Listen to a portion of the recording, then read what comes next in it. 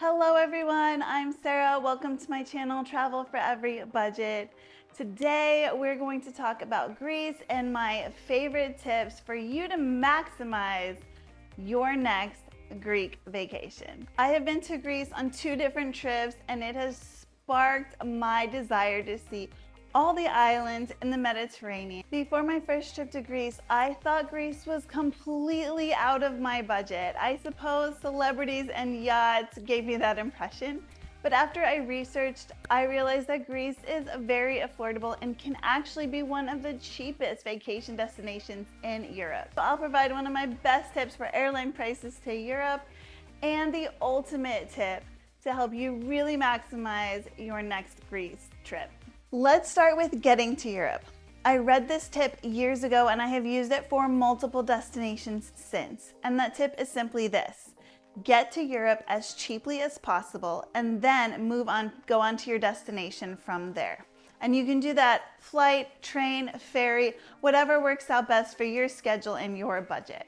For me, when I use this tip, London usually ends up being the cheapest place for me to fly into, and then from London, I fly on to whatever other destination that I was really aiming for.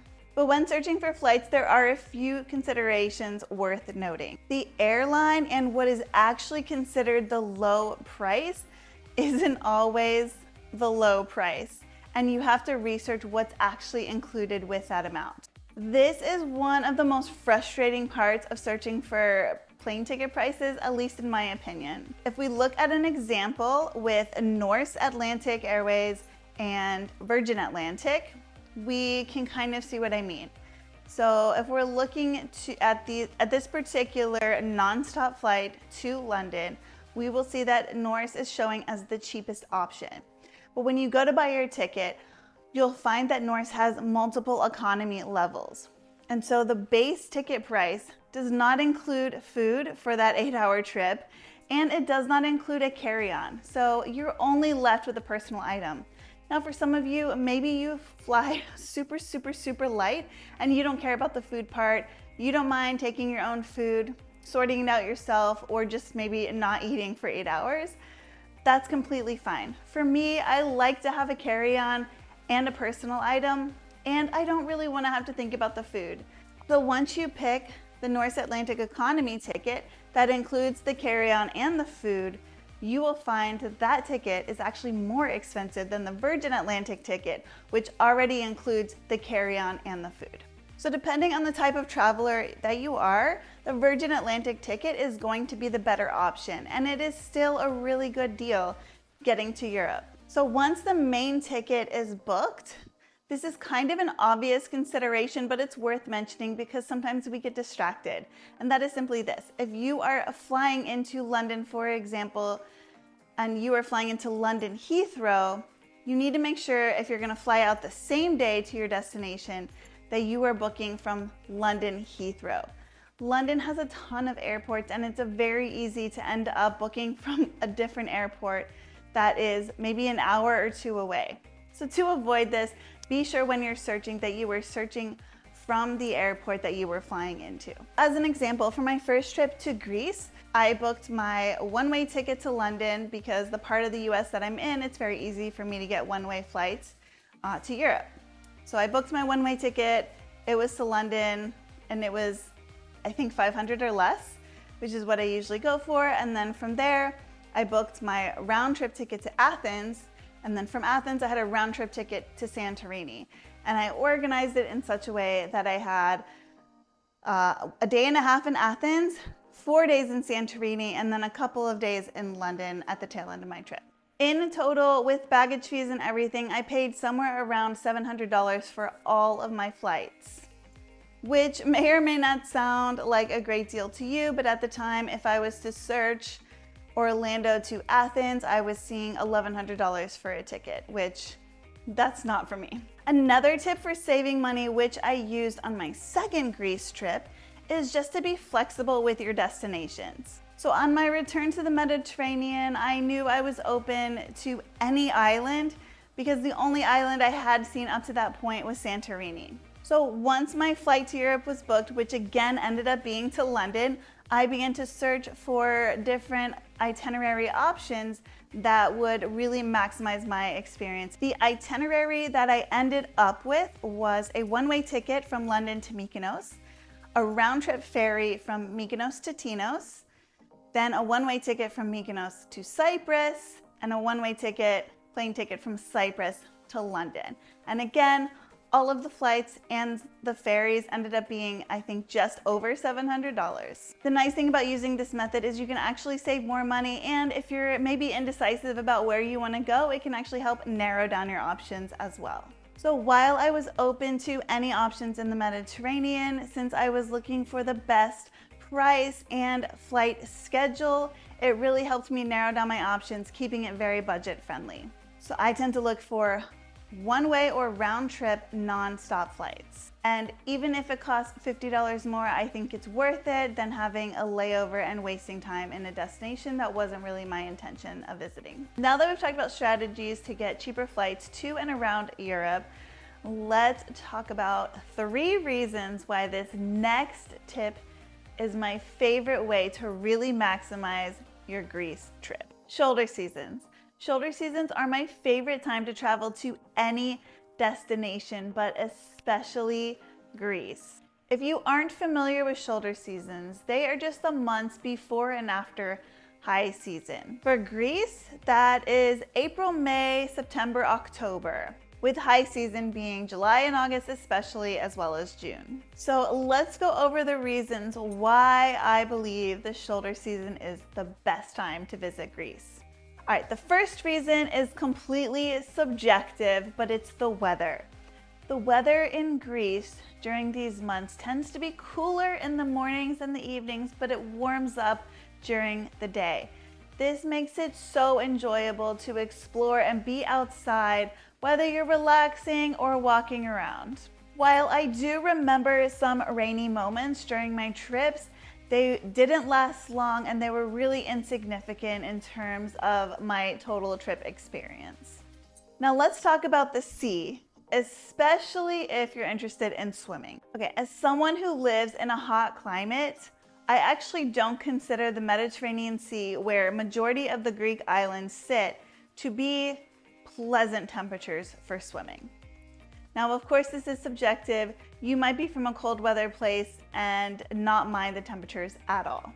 So if you are someone who's from a cold weather place, you might actually consider the water temperature to be fine even in the shoulder seasons, which would mean it wouldn't matter when you visit. As an example, when I was in Santorini the end of May, I did swim from the Amoudi Bay area to this little island where I jumped off a cliff. Now, when I got to the area, there were some people from Melbourne, Australia, and they were like, oh, it's not bad. But of course, they're from a cold weather climate. There happened to be other Floridians there who told me that for them, it was actually really quite cold. And after jumping in, I agreed it was so cold to me as well. While it wasn't cold enough to keep me from swimming across the bay to jump off a cliff, it was cold enough for me to never actually acclimate to the temperature. Okay, but let's talk about actual data. I looked up the sea temperatures for Santorini today, as well as the sea temperatures for the Atlantic Ocean in Central Florida to give a comparison. Today in Santorini, the Mediterranean Sea is recorded at 23.6 degrees Celsius or 74 degrees Fahrenheit. In contrast, the Atlantic Ocean in Central Florida is being measured at 82 degrees Fahrenheit or 27 degrees Celsius. There are springs in Florida that remain 72 degrees year-round, and I consider them to be so cold. In fact, I did my open water diving course in the springs and I had to wear a wetsuit. Even the hottest month in Santorini of August, the sea temperature will reach 25 degrees Celsius or 77 degrees Fahrenheit, which is definitely more tolerable and refreshing if it's a hot summer day, but it's still pretty cold for me to be swimming around. If you do want to swim, then September might be a good shoulder month to consider. So while the weather and sea temperatures, of course, are subjective, I do think that the air temperatures are the most pleasant in Greece during the shoulder months.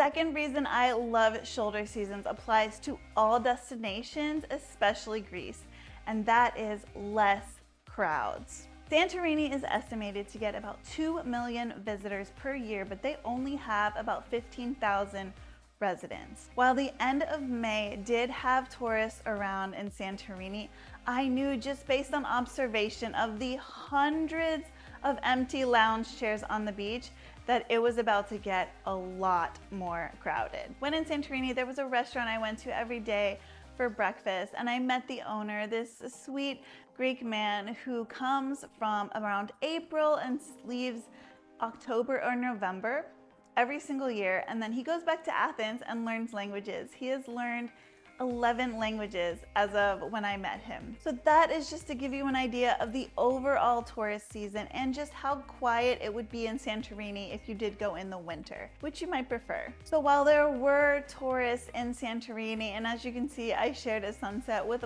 plenty of other people in Ia, it was not overwhelming. In Mykonos and Cyprus, the end of September, early October, there were very few tourists as well. And in Tinos, it is not a touristy island to begin with, but there felt like very few people there. There were some villages where we didn't see a single person. So you may or may not mind the crowds or the weather, but my third tip is my favorite tip for Greece. And the reason why I really love the shoulder season. The shoulder season is definitely the most budget-friendly time to visit Greece. In Mykonos, for example, I booked one night on the beach. All of my other accommodation for the whole 2 weeks that I spent in Greece averaged about $25 per night per person. But for one night, I really wanted to stay on the beach. So I booked this hotel in Mykonos for $110 US. Out of curiosity, I went ahead and checked the price during high season, and that same room was going for $350 a night. Now, I don't want you to take my word for it. Let's pull up the same hotel in Mykonos for this year. July 16th to the 17th, the cheapest room is going for $377. If we pull up that same hotel, but for September 30th to October 1st, the cheapest room is now $157. It's the same hotel, just the different time. As I said, the other nights of my trip, I spent about $25 per person per night. That is less than some campsites in the United States. And if you do want to stay somewhere really nice for your entire trip, you are going to get the most bang for your buck if you go during the shoulder season. While there is so much of Greece left for me to discover, I will provide some tips for some of the places that I have been. For Athens, I had read about 2 days was adequate, and I completely agree. I spent a day and a half there and I hit all of the major historical sites. So many places get overhyped and then you wonder, is it really worth it? Well, for Santorini, it's definitely worth it. I think everyone should visit at least once in their life.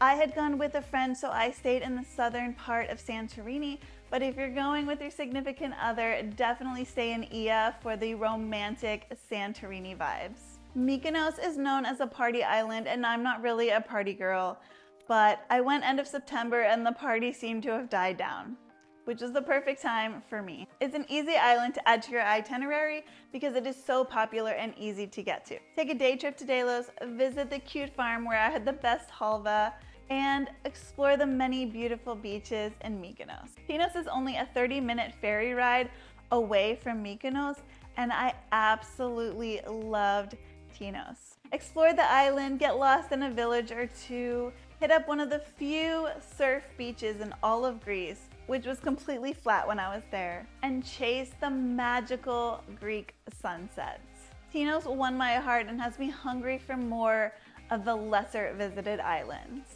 Cyprus was ultimately chosen based on itinerary and price, and it's an interesting place. It has beauty, historical sites, cute villages, and then also sometimes it smelled like a cat litter box. Regardless, it has one of my favorite memories, which was renting a boat and exploring Blue Lagoon. And the sea here does get warmer than some of the other regions, which made swimming a lot more enjoyable for me. I hope these tips helped or inspired you to plan a trip to Greece. I know that the shoulder season months may not actually work for everyone, so if you are looking for inspiration on where to travel in August and avoid the crowds, check out my video, Where to Travel in August. For more travel tips, please hit the subscribe button. Thank you so much for watching. Until next time, happy travels. Bye.